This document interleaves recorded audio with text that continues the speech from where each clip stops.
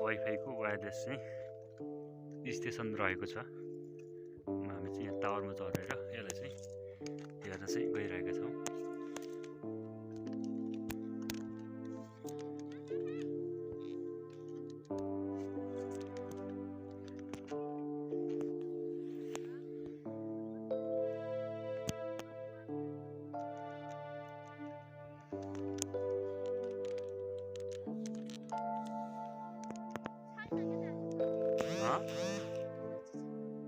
केल कान्त